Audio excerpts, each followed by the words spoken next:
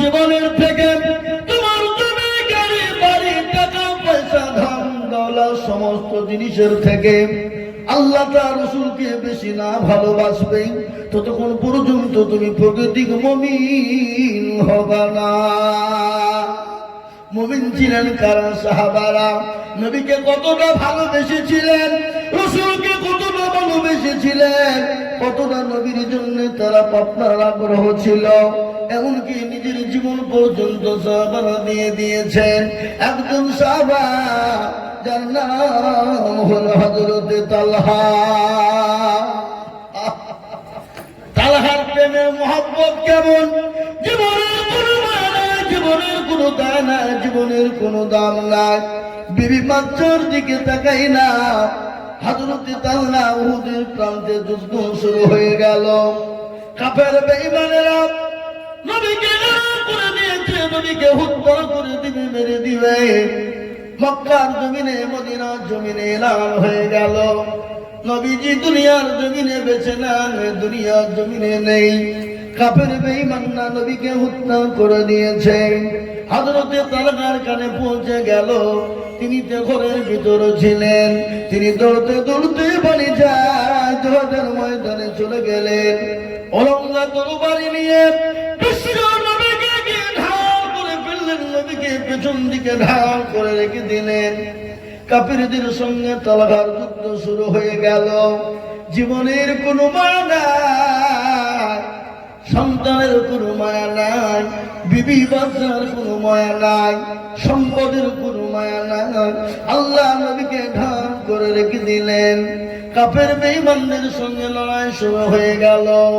আল্লাহ নবীর সাহাবা হযরত আব্দুর রহমান ইবনে আউফ তিনি বলছেন, আমার ভাই তালহা জিহাদ করতে করতে একটা নয়, দুটো নয়, ৭১টা তীর হযরতে তালহার শরীরে লেগে গেল। খালি ৭১টা তীর না, হযরতে তালহার শরীরে ৮২টি জায়গায় তরবারি দিয়ে তাকে আপনার হত্যা করা হয়েছিল। মুসলমান গো, আমি আপনাদের কাজকে বলবো, বাবা আজকে বিবিকে দোয়া করার প্রয়োজন হবে না, সন্তানকে এতিম করতে হবে না, আজকে জীবন দিতে হবে না, রক্ত দিতে হবে না। আজ আমি আপনাদেরকে বলি, বাবা আসুন আমরা নবীর আদর্শে আদর্শিত হয়ে যায়, ইসলামের আদর্শে আদর্শিত হয়ে যায়, মসজিদমুখী দিনমুখী হয়ে যায়, আল্লাহওয়ালা দিনওয়ালা হয়ে যায়, নবীর প্রেমী হয়ে যায়। আল্লাহর তরফ থেকে আমাদের উপর মাদাদ আসবে। আল্লাহ দরবারে দোকান তোমার আল্লাহ কবুল করে নেবে। আমাদেরকে বিবি বাচ্চা ব্যবহার করতে হবে, জীবন দিতে হবে না, রক্ত দিতে হবে না। আমাদেরকে তো মহব্বত করতে হবে। কাকে? রাসূলুল্লাহকে। মহব্বত করতে হবে কাকে?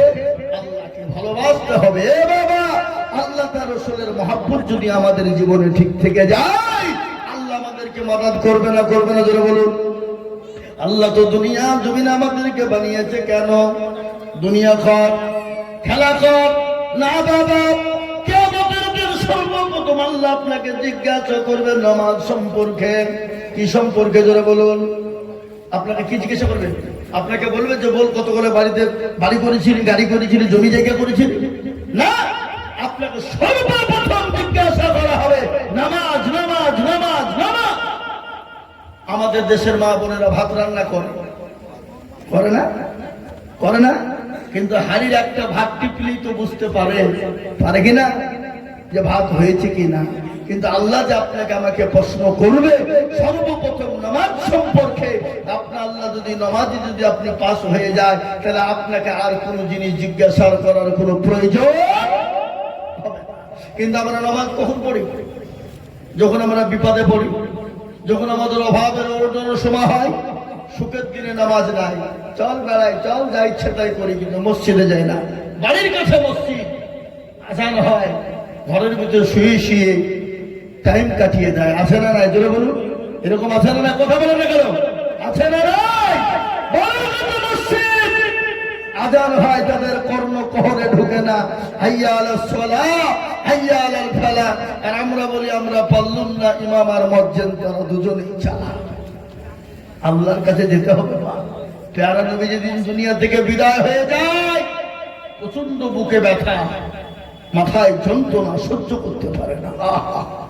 হযরত জিবরিল আলাইহিস সালাম এলেন, রাসূলুল্লাহকে বললেন, ইয়া রাসূলুল্লাহ আপনি কেমন আছেন? বলে আমি তো মোটেও ভালো নাই গো ভাই জিবরাইল। বলে ইয়া রাসূলুল্লাহ আজকে আপনার কাছে একজন নতুন মানুষ, আপনার কাছে একজন নতুন ফেরেশতা এসেছে, যে ফেরেশতা জীবনেও কোনোদিন কারো কাছে অনুমতি নেয় না। নবী গো আপনি যদি অনুমতি দেন তাহলে আমি তাকে আপনার কাছে আনবো, আর আপনি যদি অনুমতি না দেন তখন নবী আমি তাকে সঙ্গে করে নিয়ে চলে যাব।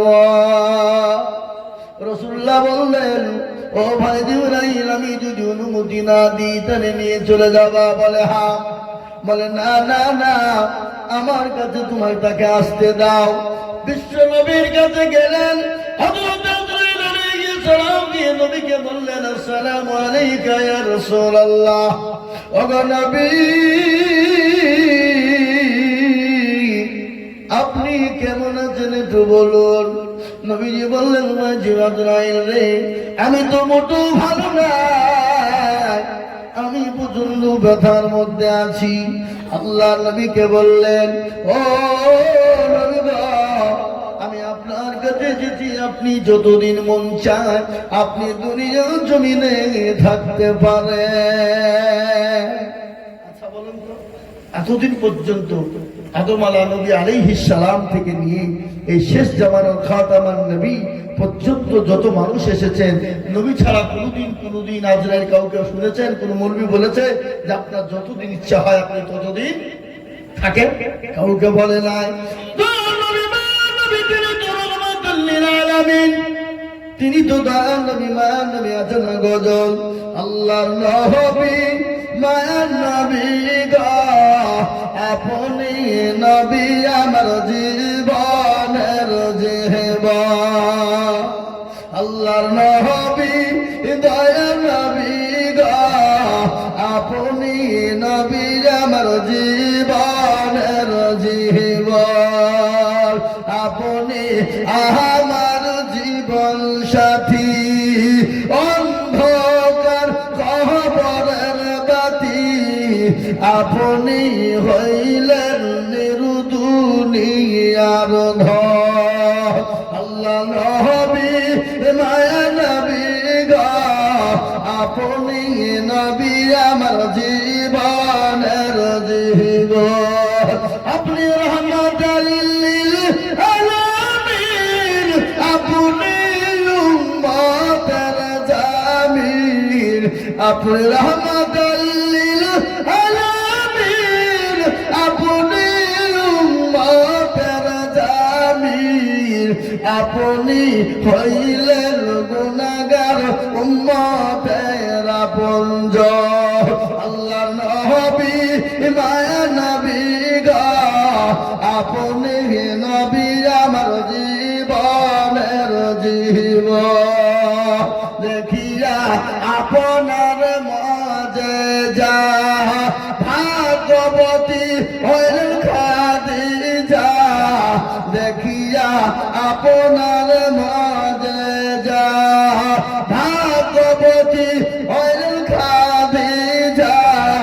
সোপন দিলেন জীবন যৌবন। ও মাল দৌলত ছিল আপনাকে সোফা দিল, আপনাকে বানাইল আপনজন। আল্লাহ নবী মায়া নবী গো আপনি নবী আমার জীবনের জীবন। এ মুসলমান দরদি তিনি নবী মায়া নবী রাহমাতাল লিল আলামিন। নবীকে বলেন, নবী গো আপনি দুনিয়া জমিনে যতদিন মন চাইবে থাকেন। আল্লাহ নবী বলেন, না না আমি দুনিয়া জমিনে থাকতে চাই না। আজরাইল আলাইহিস সালাম বললেন, ইয়া রাসূলুল্লাহ আল্লাহ আপনার দিদারে পাগল। দিদারে আল্লাহ পাগল হয়ে আছে। ওগো নবী আপনার দিদার আল্লাহ অপেক্ষায় রয়েছে। আল্লাহ নবী বললেন আল্লাহ রে আমার জানটা কবুল করে নাও, আমার দুনিয়ায় টাকা আছে, আমার আল্লাহর সঙ্গে দিদারে দেখা করায় সব থেকে জরুরি। হে মুসলমান তরুণী আমার ভাইরা, আল্লাহ ওয়ালা নবীর প্রেমিকেরা, আল্লাহ নবীর বুকের উপর হাত কান দেওয়া হলো। আল্লাহ রাসূল বললেন আজরাইল জানো তুমি যখন আমার বুকের উপর হাত তুমি দিলে আমি নবী মনে করলাম গোটা উহুদ পাহাড়টা আমি নবীর বুকের উপর যেন এসে বসে গেল। বলো গো বলো আমার উম্মতির নাকি এত কষ্ট হবে? বলে নবী গো আপনার উম্মতির কষ্ট হবে না। বলে কিরকম কষ্ট হবে না? ওগো নবী তারা যদি দিনদার হয়, তারা যদি কলমাওয়ালা হয়, তারা যদি নামাজি হয়, তারা যদি 5 ওয়াক্ত নামাজ পড়ে, ওগো নবী ছোট্ট বাচ্চা যেমন মায়ের কোলে বসে স্তনে দুধ খেতে খেতে যেমন ঘুমিয়ে যায়, তিনি বুঝতে পারে না। ওগো রাসূলুল্লাহ যারা নামাজি দিনদার মুত্তাকিন হবে আমার আল্লাহ তাদের যখন মৃত্যু দান করবে তারা নিজেরা বুঝতে পারবে না, তারা অটোমেটিক তাদের জানটা কবল হয়ে যাবে। আর দেখবেন যারা বেঈমান বেঈমানদার বেকলমাওয়ালা নামাজ পড়ে না, রোজা করে না, আল্লাহ চিনে না, ও মুসলমান গো দেখবেন তাদের মুখটা হা হয়ে যায়, দেখবেন তাদের হাত গুলা বাঁকা হয়ে যায়, দেখেন পোশাক পায়খানা করে ফেলে। মুসলমান দরদি আমার ভাইরা আজকে কেন নামাজ পড়বো না ভাই? কিসের জন্য নামাজ? আজকে সাহাবাদের থেকে আমাদের অভাব। সাহাবাদের কি অভাব ছিল জোরে বলুন তো?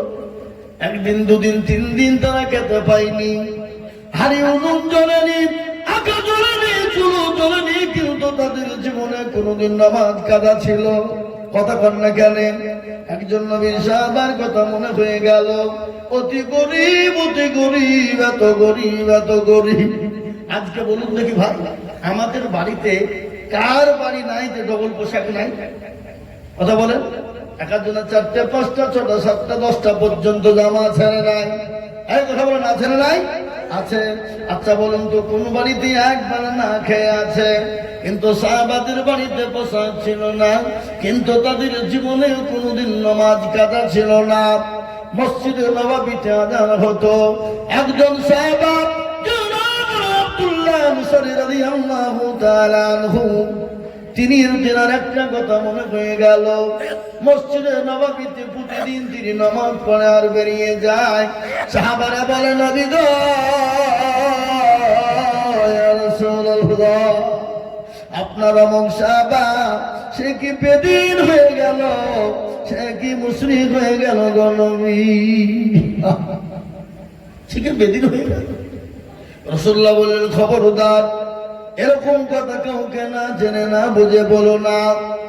এবার যখন মসজিদে নববীতে নামাজের জন্য আসবে, আল্লাহ নবী বলবে আল্লাহ রাসূল বসতে বলেছে, ফজরের আযান হয়ে গেল, আযানটা কে দিল আপনারা সকলেই জানেন। মসজিদে নববীতে আযান যিনি দিয়েছিলেন তিনার নাম হলো হযরত বিলাল। সে বিলালের জীবনী বহুত বড় লম্বা কাহিনী।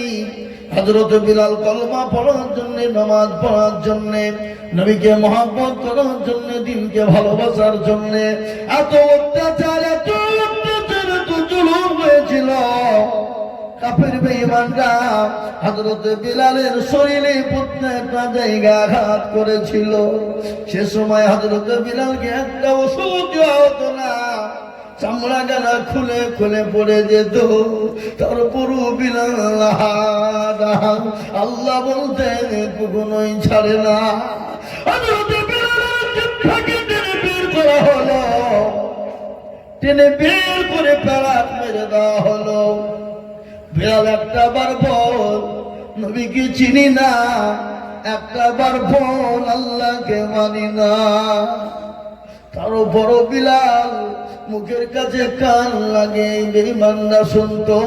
আবু জাহেল, আবু লাহাব, উতবা হযরতের দিলের ভিতর থেকে, বিলালের দিলের ভিতর থেকে বেরিয়ে আসতো। আহা হ্যাঁ মুসলমান, ওরকম অত্যাচার যদি আজকে আমাদের উপরে হতো, আমরা নামাজ কবি ছেড়ে দিতাম, মসজিদ মুখী হতাম না। ঠিক না করে বলুন? কত কষ্ট দিয়েছে। মসজিদে নববীতে মসজিদ মুসল্লি সব জমা হয়ে গেল, ফজরের জামাত হয়ে গেল। এ মুসলমান, আজকে তো আমাদের দেশের মানুষ বেলা 8টা-9টা পর্যন্ত বিছানায় ঘুমায়, ফজরের আযান শুনতে পাই না, আর যদিও পাই কিন্তু তাদের উঠতে মন চাই না। আছে না নাই? বলুন, কেমন করে ঘুমাও তুমি ফজর করে কাজা, এমন তো হতে পারে জোহরে জানাজা, এমন তো হতে পারে জোহরে জানাজা।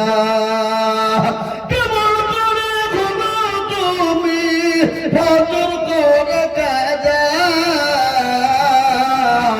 এমন তো হতে পারে জোহরে জানাজা মানুষ, এমন তো হতে পারে জোহরে জানাজা। মুসলিম হয় না জন্ম নিলে মুসলমানের ঘরে, কাফের মুমিন পার্থক্য হয় সালাতের উপরে, মানুষ নামাজের উপরে। এই জীবনে নামাজ কবু করিও না কাজা, এই জীবনে নামাজ কবু করিও না কাজা, এমন তো হতে পারে জোহরে জানাজা মানুষ, এমন তো হতে পারে জোহরে জানাজা। মুসলমান, জীবনের কোনো দাম না, জীবনের কোনো মূল্য না।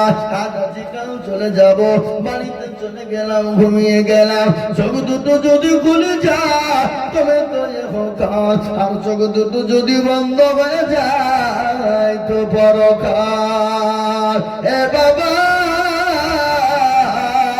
কত মানুষ আমাদের সামনে চলে গেল, কত বন্ধু চলে গেল, কত তরুণ যুবক চলে গেল, কত যুবক চলে গেল। কত রমজান মাসের একটা ঘটনা। এ বাবা, সন্তান কিন্তু কেরালাতে 3 বছর ধরে কাজ করে, কর্ম করে, মা প্রতিদিন ডাকায়, রে বেটা আমি তোর চেহারা কান একবার দেখবো রে বেটা, ও বেটা আমি যে তোর মায়া জন্ম দুঃখিনী। আরে বেটা, 27 দিন হয়ে গেল, ঈদের নামাজের টাইম হয়ে আসবে, মাকে কল দিয়ে বলে, মা গো আমি তো বাড়ি চলে আসছি, আমি এখন বহরমপুর ঢুকে গেলাম, ও মা একসঙ্গে সেহরি খাবো। এই বলে যখন কথা বলে বাবা, মা কিন্তু ডাক দিয়ে বলে, দেখি ঘড়ি দেখি, মা আনন্দ করে রান্না করেছে, সন্তান খাবে বাবা। টাইম শেষ হয়ে যায়, খাবার টাইম শেষ হয়ে যায়, কিছুক্ষণ পরে খাওয়া দাওয়া করে সবাই ঘুমিয়ে গেছে, বাপ ভাই বোন আত্মীয় স্বজন ঘুমিয়ে গেছে। মা কিন্তু যায় নামাজের পাটিতে বসে বসে সন্তানের জন্য দোয়া করে। মায়ের ভিতর কিন্তু বড় খারাপ, মন ভালো না, মায়ের ঘুম হয় না। কিছুক্ষণ পরে আপনার ফোন আসছে, কিড়িং কিড়িং, কে গো? বলে চাচি এ মোবাইলটা রাস্তার ধারে পড়েছিল, গাড়ি একটা অ্যাক্সিডেন্ট হয়ে গেছে, সারি সারি লাশ পড়ে আছে, জানি না আর ভিতরে